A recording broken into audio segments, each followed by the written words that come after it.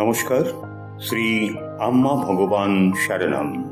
এখন আমরা শ্রী পরম করুণা পরম জ্যোতি কল্কির চমৎকার শুনব।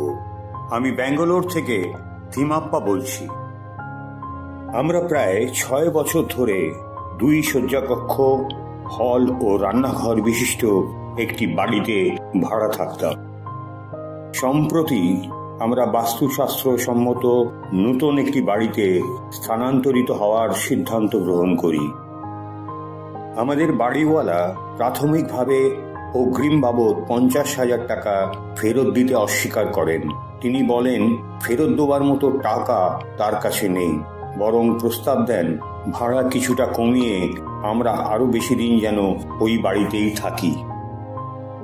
আমি ও আমার স্ত্রী শ্রী পরমজ্যোতি ভগবতী ভগবানের কাছে এ ব্যাপারে নির্দেশনা পাবার জন্য প্রার্থনা জানাই, কারণ আমরা ইতিমধ্যেই বাস্তুসম্মত নতুন বাড়ি খুঁজে পেয়েছি।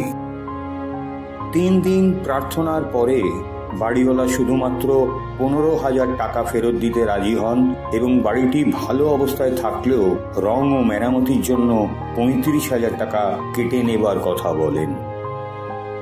তাঁর এই সিদ্ধান্ত আমাদের গভীরভাবে হতাশ করে তোলে, কিন্তু পরিবারের মঙ্গলার্থে আমরা নতুন বাড়ি যাবার ও বর্তমান বাড়িটি খালি করে দেওয়ার সিদ্ধান্ত নিই।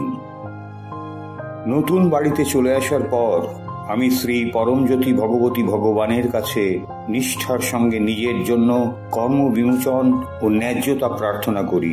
একই সাথে বাড়িওয়ালারও আর্থিক মঙ্গলের জন্য আশীর্বাদ কামনা করি। চাবি হস্তান্তরের আগে শ্রী ভগবানের মুক্তি দর্শনের সময় আমি 1008 বার মূল মন্ত্র জপ করেছিলাম। বাড়িওয়ালা খুবই সৌজন্যমূলক আচরণ করেন এবং অত্যন্ত আশ্চর্যের বিষয়, রং করানো বাবদ শুধুমাত্র 7,000 টাকা কেটে বাকি 43,000 টাকা নগদে ফেরত দিয়ে দেন। এটি প্রকৃতই এক অসাধারণ বিষয়, কারণ ব্যাঙ্গালোরের মতো শহরে পেন্টিং খরচ হামেশাই 10,000 টাকা ছাড়িয়ে যায়। এই চমৎকারিক ঘটনায় আমি বাকরুদ্ধ হয়ে যাই। শ্রী পরমজ্যোতি ভগবতী ভগবানের প্রতি আমার আন্তরিক কৃতজ্ঞতা নিবেদন করি। জয় বলো ঐশ্বর্য প্রদাতা শ্রী পরমজ্যোতি ভগবতী ভগবানের জয়। অন্তহীন ভালোবাসা ও ধন্যবাদ সহ শ্রী পরমজ্যোতি ভগবতী ভগবানের প্রতি কৃতজ্ঞতা ও প্রণাম নিবেদন করি।